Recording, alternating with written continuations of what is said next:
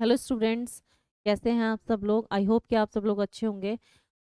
भावना education hub एक ऐसा platform है जो आपके लिए आज एक ऐसा टॉपिक लेकर आया है, बीमारी का एक ऐसा टॉपिक लेकर आया है जो एग्जाम में बहुत बार पूछी गई है। थोड़ी सी अलग बीमारी है, किसी की कमी किसी के ज़्यादा होने से बीमारी नहीं होती है। तो होती क्या है बीमारी, चलिए पढ़ते हैं इस बीमारी के बारे में। देखिए, नाम से आपको पता चल रहा है, इसका नाम है, इस बीमारी का नाम है एरिथ्रोब्लास्टिक एरिथ्रोब्लास्टिक फर्टालिस। एरिथ्रोब्लास्टिक फर्टालिस क्या है ये? एरिथ्रोब्लास्ट, एरिथ्रो करके मैंने आपको पहले भी बताया था। एरिथ्रोसाइट्स हमने पढ़ी थी, तो क्या थी? आरबीसी थी। एरिथ्रोसाइट क्या थी? आरबीसी थी। ब्लास्टिक, इस ब्लास्टिक का मतलब होता है फटना। इस ब्लास्टिक का मतलब होता है फटना, ब्लास्ट होना। यानी कि आरबीसी ब्लास्ट होती हैं। कैसे ब्लास्ट होती हैं, क्यों होती हैं, वो हम पढ़ेंगे। फर्टालिस यानी कि फेटल, यानी कि इसका मतलब होता है बच्चा। कैसा बच्चा? एक ऐसा बच्चा जो कहाँ पर होता है? पेट में होता है, माँ के पेट में जो बच्चा होता है।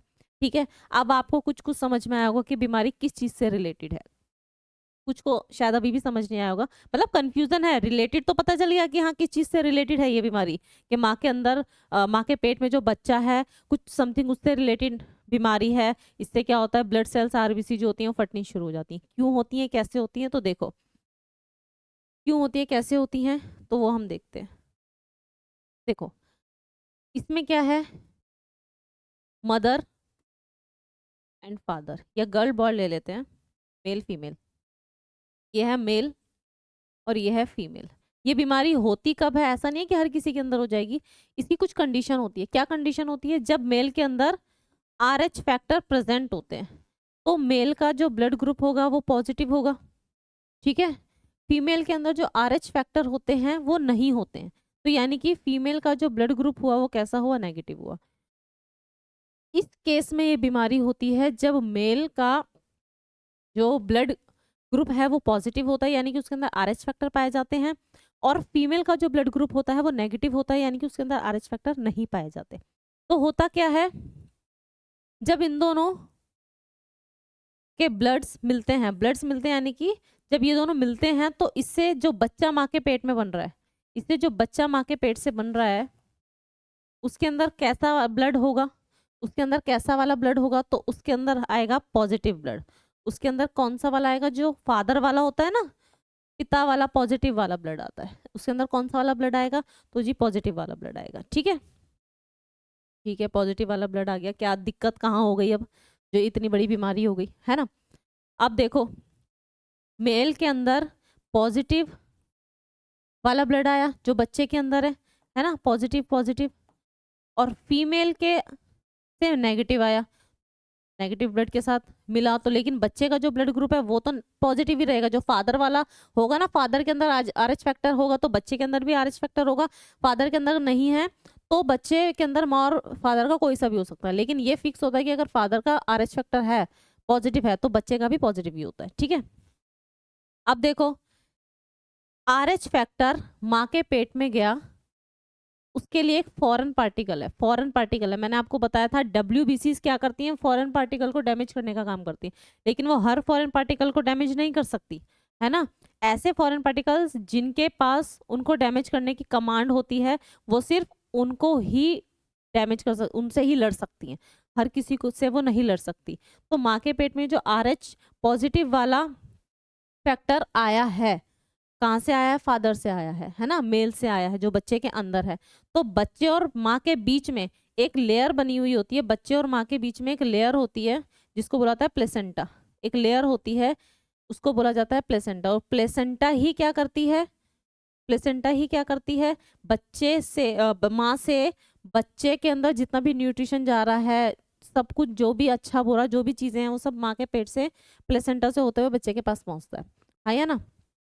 तो होता क्या है, ये जो फर्स्ट बेबी होता है, ये जो मैं बात कर रही हूँ ये फर्स्ट बेबी की बात कर रही हूँ, जो पहला बच्चा माँ के पेट में होता है, तो कुछ दिक्कत नहीं आती, है ना। जो पॉजिटिव आरएच फैक्टर है जो माँ के पेट में था ही नहीं, पहली बार आरएच फैक्टर पॉजिटिव माँ के पेट में गया, और जाने के बाद देखो इससे समझते हैं, ये क्या है? मेल आरएच पॉजिटिव, ये फीमेल है यानी कि आरएच नेगेटिव।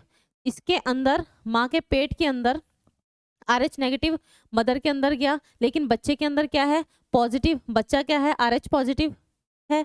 अब देखो, जब ये डिलीवरी होती है, डिलीवरी के बाद आफ्टर डिलीवरी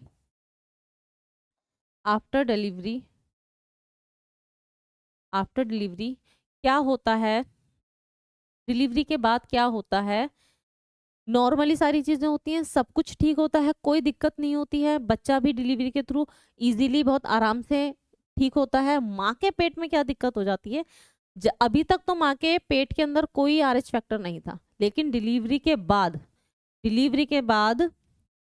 क्योंकि एक फॉरेन पार्टिकल है RH फैक्टर, फॉरेन पार्टिकल के अगेंस्ट लिम्फोसाइट एंटीबॉडीज बनाती है और उसको मार देती है। तो ये वाला जो फॉरेन पार्टिकल था RH फैक्टर माँ के पेट में, इसके अगेंस्ट कोई भी मेमोरी सेल कोई भी एंटीबॉडीज नहीं बना पाती है। क्यों? क्योंकि मेमोरी सेल काम तब करेगी ना जब उसको पहले से पता हो कि अरे भाई ऐसा कोई आने वाला है इसके अगेंस्ट, ऐसा इसको अंदर नहीं जाने देना है, समथिंग ऐसा कुछ है। अभी तक तो उसको कुछ पता ही नहीं है, क्योंकि फॉरेन पार्टिकल्स बिल्कुल अननोन है और है भी बच्चे के अंदर, है ना, अभी फिलहाल है भी बच्चे के अंदर। डिलीवरी के बाद ये जो RH फैक्टर है आफ्टर डिलीवरी के बाद ये जो RH फैक्टर है ना, ये जो RH फैक्टर्स है, ये किसके अंदर आ जाते हैं, ये किसके अंदर रह जाते हैं, माँ के अंदर रह जाते हैं। ये जो RH फैक्टर हैं ये किसके अंदर रह जाते हैं, तो माँ के अंदर रह जाते हैं। जब ये माँ के अंदर रहते हैं उस वक्त बच्चे के साथ भी, जब ये माँ के अंदर रहते हैं, जो बच्चे के अंदर होते हैं तो माँ के अंदर भी होंगे ऑब्वियसली डिलीवरी से पहले तो ये क्या करते हैं, बच्चे के थ्रू माँ के पेट में चले जाते हैं। डिलीवरी के बाद क्या होता है, इसके अगेंस्ट एंटीबॉडीज प्रोड्यूस होनी शुरू हो जाती हैं, क्योंकि जब ये बच्चे के जब तक बच्चा था माँ के पेट में तब तक फॉरेन पार्टिकल था और तब तक इसके अगेंस्ट कोई एंटीबॉडीज नहीं बन पाई थी, क्योंकि मेमोरी सेल को पता ही नहीं था कि ऐसा कुछ है, उसके अगेंस्ट एंटीबॉडीज बनानी है। ठीक है, और अगर वो एंटीबॉडीज बना भी रही हैं तो वो नॉर्मल वायरस बैक्टीरिया के जैसी बना रही हैं, और वो उससे बिल्कुल अलग होता है पार्टिकल RH फैक्टर जो होता है, तो वो उसको हार्म नहीं कर पाती हैं। ठीक है, तो पहले बच्चे में कोई दिक्कत नहीं होती, पहला बच्चा अच्छा खासा होता है, डिलीवरी हो जाती है, ना माँ को दिक्कत होती है ना बच्चे को दिक्कत होती है, कुछ दिक्कत नहीं होती। डिलीवरी के बाद क्या होता है, ये जो RH फैक्टर माँ के पेट में रह जाता है उससे क्या होता है,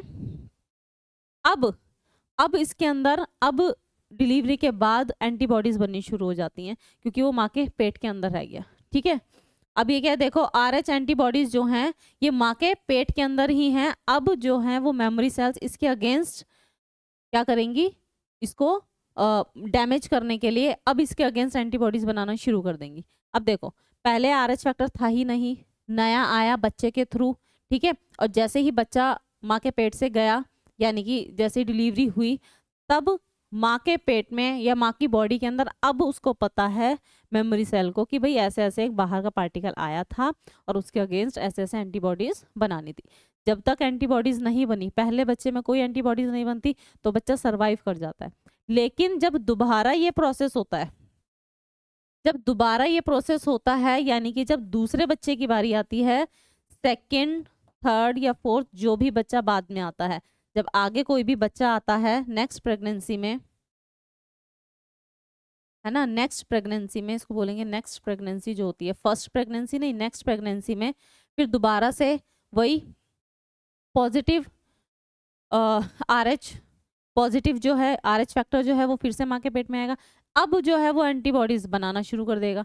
पहले तो नहीं बनी थी, क्योंकि वो हार्मफुल जो एलिमेंट है उसको पहचान ही नहीं पाया था कि कौन सी एंटीबॉडीज बनानी है इसके अगेंस्ट। लेकिन अब इसको मोनोसाइट और लिम्फोसाइट, अब इनको पता है कि भाई ये पहले आया था, तो पहले तो हम लोग नहीं बना पाए थे इसके अगेंस्ट एंटीबॉडीज, अब ये दोबारा आया है, अब ये क्या करेंगे, अब इसके अगेंस्ट एंटीबॉडीज ये बनाना शुरू कर देंगे और एंटीबॉडीज उस पर अटैक करेगी, किसके ऊपर, RH पॉजिटिव के ऊपर, और जो बेबी का ब्लड होगा उसके ऊपर इफेक्ट होगा।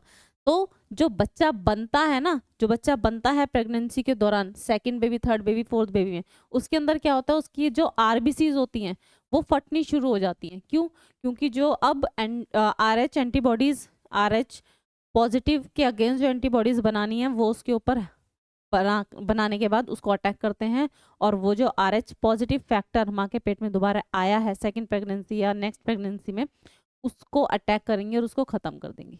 ठीक है, खत्म करने से उससे क्या होता है, उन दोनों के मिलने से RBCs ऑटोमेटिकली फिर फटना शुरू हो जाती हैं, और फर्स्ट, सेकंड, थर्ड जो भी, फर्स्ट प्रेगनेंसी में कोई दिक्कत नहीं आती, सेकंड प्रेगनेंसी या थर्ड प्रेगनेंसी में क्या होता है, दिक्कत आती है, बच्चा सर्वाइव नहीं कर पाता है।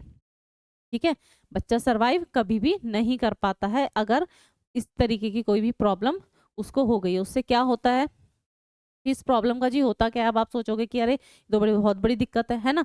तो इस प्रॉब्लम का होता क्या है, इस प्रॉब्लम में कुछ नहीं होता है। डॉक्टर्स के पास जाकर फर्स्ट प्रेगनेंसी के बाद ड्रग्स यानी कि इंजेक्शंस होते हैं, कुछ ड्रग्स हैं जो इंजेक्शन के थ्रू दी जाती है, एंटीडोज दी जाती है, वो लेना पड़ता है। और उसके बाद फिर पूरा वही है, मेडिकली ट्रीटमेंट चलता है। देन फिर बच्चा सेकंड थर्ड फोर्थ जो भी बच्चा है वो सर्वाइव कर पाता है। फर्स्ट बेबी में कोई दिक्कत नहीं होती इस बीमारी में, उसके बाद वाली जो प्रेगनेंसी तो उसके अंदर दिक्कत होती है। ठीक है, तो यह एक छोटी सी बीमारी, छोटी बीमारी नहीं है वैसे तो, बीमारी बहुत बड़ी है, पर एक छोटी बीमारी मैंने इसलिए इसको बोला क्योंकि एक छोटी सी वीडियो में बहुत बड़ी बीमारी को हमने कवर किया। ठीक है, ऐसे ही और बीमारी को देखने के लिए, और बीमारियों को देखने के लिए, पढ़ने के लिए, डिटेल पढ़ने के लिए आप लोग क्या कीजिएगा, भावना एजुकेशन हब एप्लीकेशन को डाउनलोड कीजिएगा और वहां पर आरबीसी ग्रुप डी, आरबीसी का जो ग्रुप डी एग्जाम है 2025 में जो स्टार्ट है, उसके लिए एक बैच स्टार्ट हुआ है जिसका प्राइस अमाउंट है 999। लेकिन अभी फिलहाल कुछ ही दिनों के लिए ये ऑफर है और इस ऑफर को जल्दी से जल्दी इस ऑफर का लाभ उठाएं और 149, सिर्फ 149, याद रखिएगा। बाद में ये बैच जो है वो 999 का हो जाएगा, तो उससे पहले ये बैच 149 का लेकर आप फटाफट से अपनी तैयारी को शुरू कर दीजिए, क्योंकि तैयारी करना अभी से शुरू करेंगे तब जाके हम अपना एग्जाम क्वालिफाई कर सकेंगे। ठीक है, एग्जाम के पॉइंट ऑफ व्यू से पूरा सिलेबस आपका इसमें कवर कराया जाएगा, 4 लेक्चर्स होंगे आपके, वीकली लाइव टेस्ट भी होंगे आपके। ठीक है, जितने भी PYQs आपको चाहिए या फिर एग्जाम में जितने भी PYQs आए हुए हैं, क्वेश्चंस जो एग्जाम में आए हुए हैं और आगे आने की पॉसिबिलिटी, वो सब कराएंगे। ठीक है, डिटेल टाइम टेबल आपके पास होगा, किस दिन कौन सी क्लास होगी, किस दिन कौन सी क्लास नहीं होगी। प्रॉपर एक तरीके से, एक सीक्वेंस से तैयारी करनी शुरू कीजिए और वो तैयारी करने का टाइम अभी से ही है। तो ज्वाइन कीजिएगा हमारा channel. Thank you so much. Bhavna education hub याद रखिएगा। Thank you so much.